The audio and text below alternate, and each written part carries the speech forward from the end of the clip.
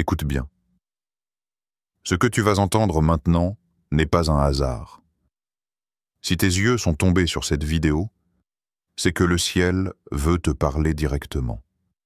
Peut-être que tu te sens fatigué, incompris. Peut-être que tu as l'impression que ta voix se perd dans le bruit du monde. Mais je suis venu te rappeler ceci. Un seul mot peut changer toute ton histoire. Un mot qui attire l'attention des anges, qui fait trembler l'enfer et qui ouvre les portes du destin que Dieu a préparé pour toi. Alors, reste jusqu'au bout, parce que ce que tu vas découvrir peut déclencher un avant et un après dans ta vie. Et pendant que tu écoutes, fais-moi un cadeau. Écris dans les commentaires le pays ou la ville d'où tu regardes.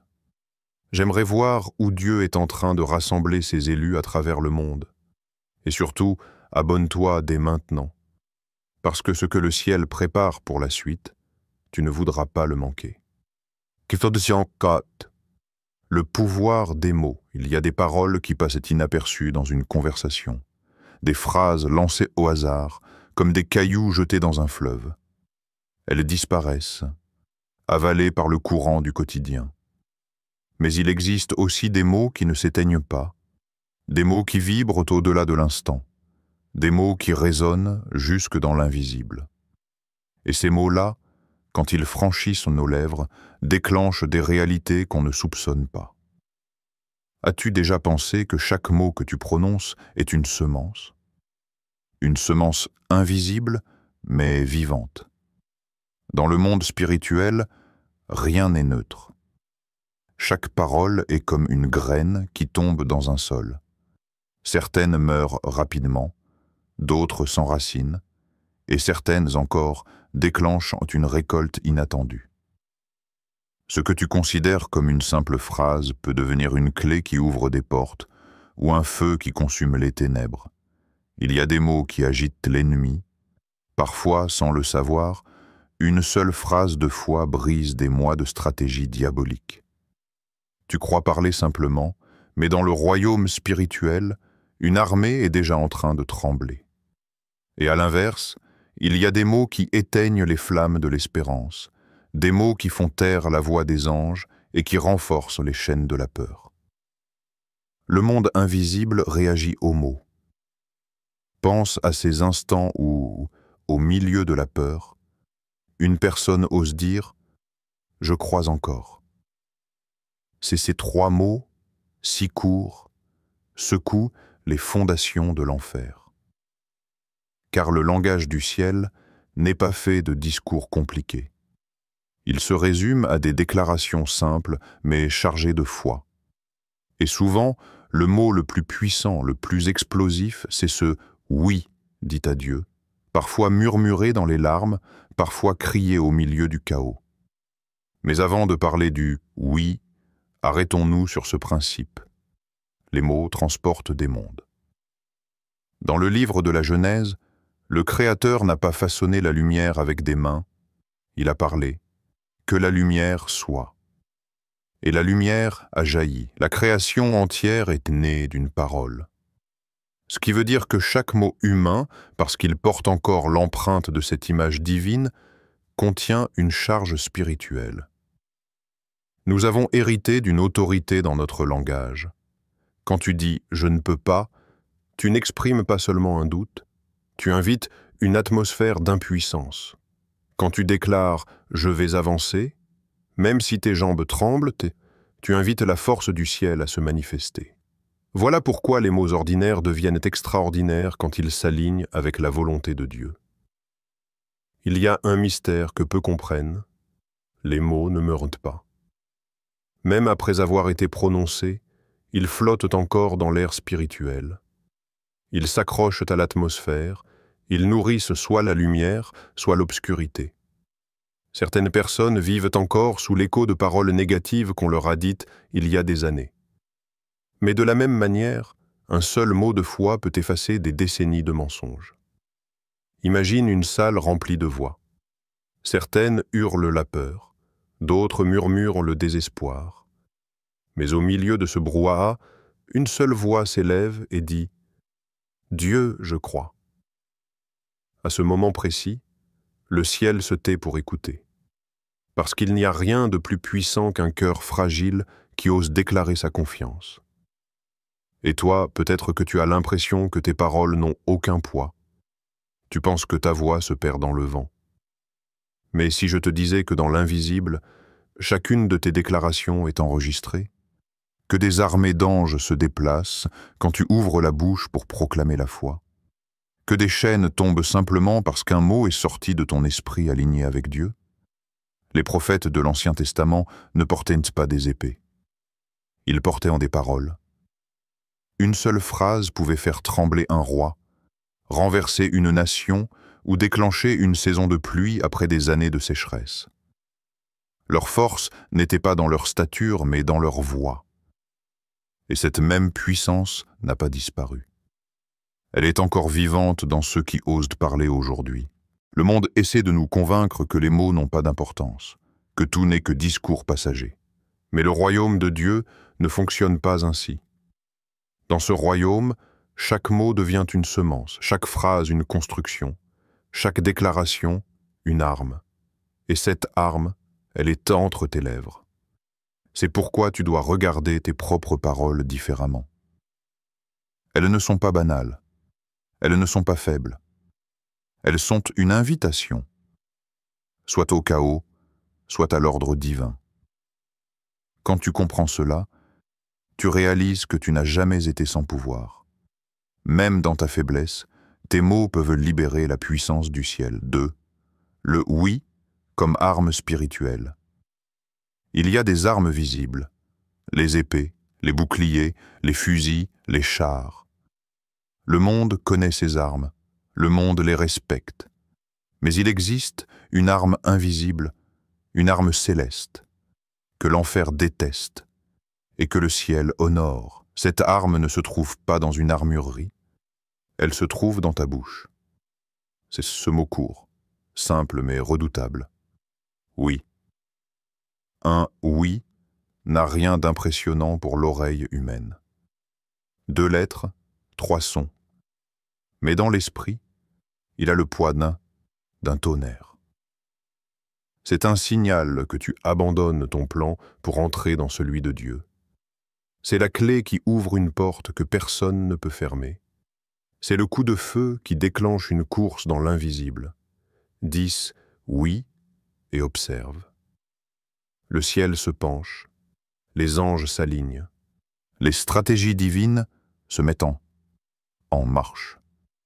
Le oui est une autorisation donnée au Créateur d'écrire une nouvelle histoire dans ta vie. Tu n'imagines pas combien le ciel attend ce moment. Pas un discours, pas une dissertation, pas des centaines de promesses. Juste un oui.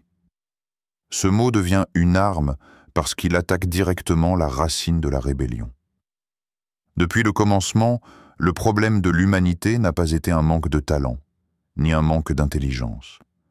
Le problème a été le refus de dire oui à la volonté divine. Chaque fois qu'un être humain ose briser ce cycle et s'abandonner, le royaume des ténèbres recule. Tu veux savoir pourquoi l'ennemi tremble quand tu dis « oui » ? Parce qu'il sait que ce n'est pas une simple réponse. C'est une déclaration de guerre. En prononçant ce mot, tu dis « je ne vis plus pour moi, je vis pour lui ». Et quand quelqu'un se place dans cette position, il devient incontrôlable pour l'enfer. Un oui ferme la bouche du doute. Un oui coupe les chaînes de la peur.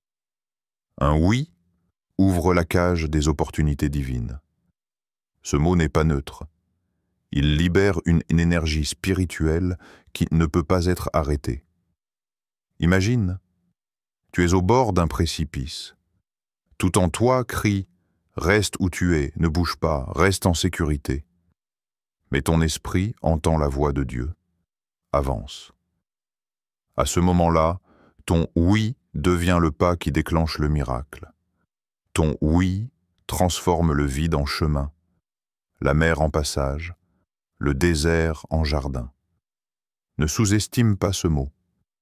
Dis-le dans ta peur, et il devient courage.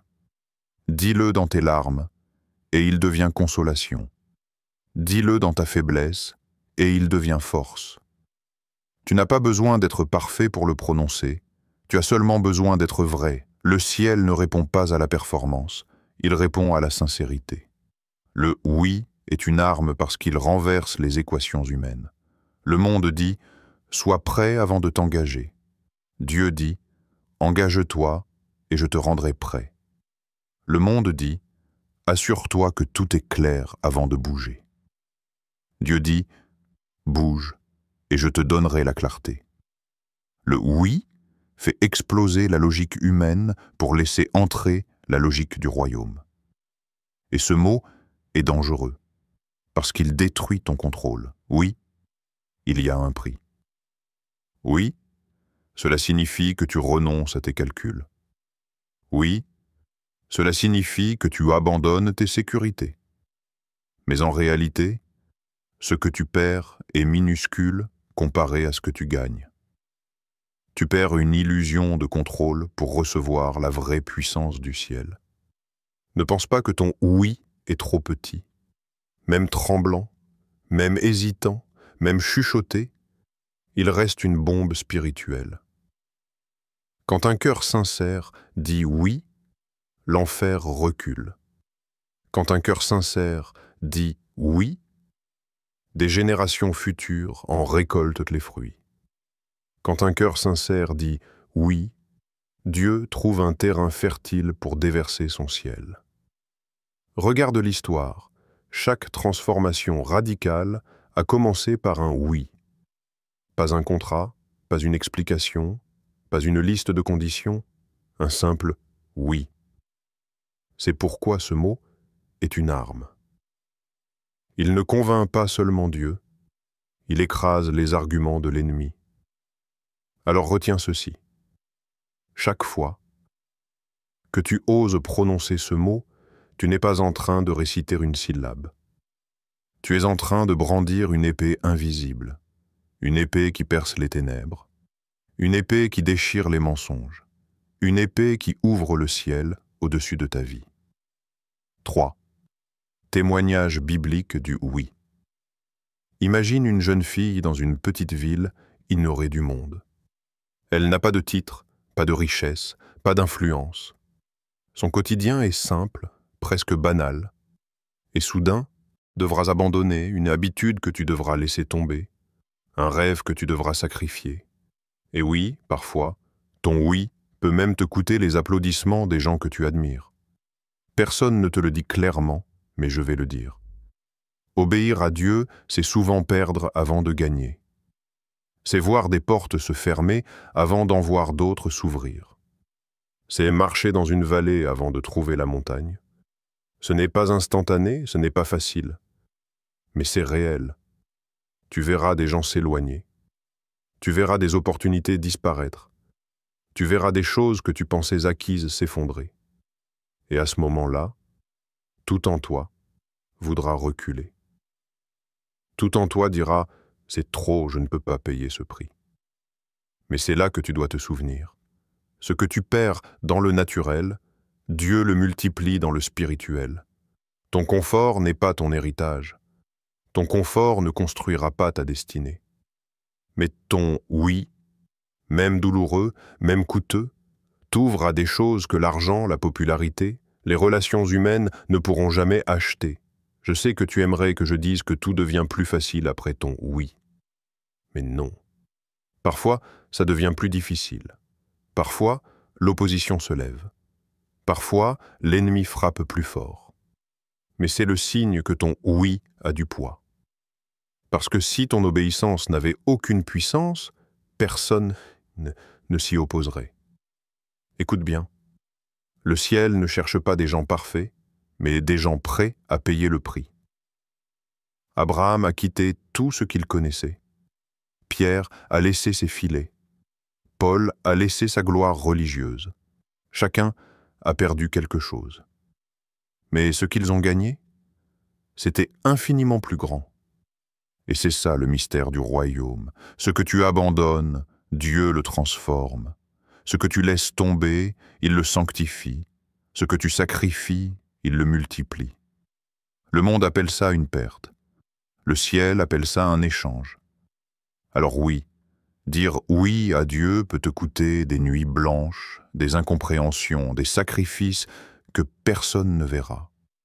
Mais c'est ce même oui qui ouvre des fleuves de grâce, qui te connecte à ton véritable but, qui te positionne dans une histoire bien plus grande que toi.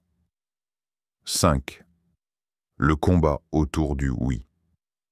Ferme les yeux un instant et imagine. Tu es debout dans une salle immense, mais tu ne peux pas en voir les murs. Dans l'obscurité, des milliers de voix murmurent. Elles disent toutes la même chose. Ne le dis pas. Ne bouge pas. Reste tranquille. Reste dans ta zone de confort. Ces voix sont pressantes. Elles se répètent, elles se collent à ton esprit. Elles sont comme des chaînes invisibles. Puis, soudain, au milieu de ce vacarme, ton cœur veut dire un mot. Un mot simple, fragile mais chargé de puissance. Oui. Et c'est là que la salle change. Les ténèbres se mettent à gronder. Les murmures deviennent des cris. Les voix de l'ennemi se déchaînent, comme si un seul petit mot pouvait menacer leur royaume. Parce que c'est exactement ce qui se passe. Chaque fois qu'un « oui » s'élève de ton esprit, l'enfer tremble. Pourquoi? Parce que ce mot annule des années de mensonges. Il déchire des cycles d'hésitation. Il brise des prisons générationnelles. C'est un mot qui libère l'autorité du ciel sur la terre. Regarde la scène invisible. Au moment où tu dis « oui », des anges se lèvent, des stratégies divines se déploient, des décrets célestes sont envoyés. Mais en face, l'ennemi déclenche son assaut.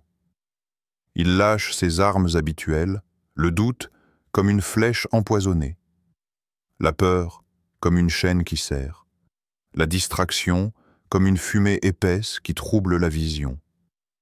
Et si ces armes échouent, il sort les mensonges. Tu n'es pas prêt, tu n'es pas digne, tu n'as pas ce qu'il faut. C'est une guerre qui ne se mène pas à l'extérieur, mais dans le champ de bataille de ton esprit. L'ennemi sait qu'il ne peut pas empêcher Dieu de bouger. Alors il essaie d'empêcher toi de dire « oui ». Parce qu'un cœur qui se rend active une puissance que rien ne peut arrêter. Chaque fois que tu es sur le point de t'abandonner, observe. Les attaques deviennent plus intenses. Ce n'est pas une coïncidence.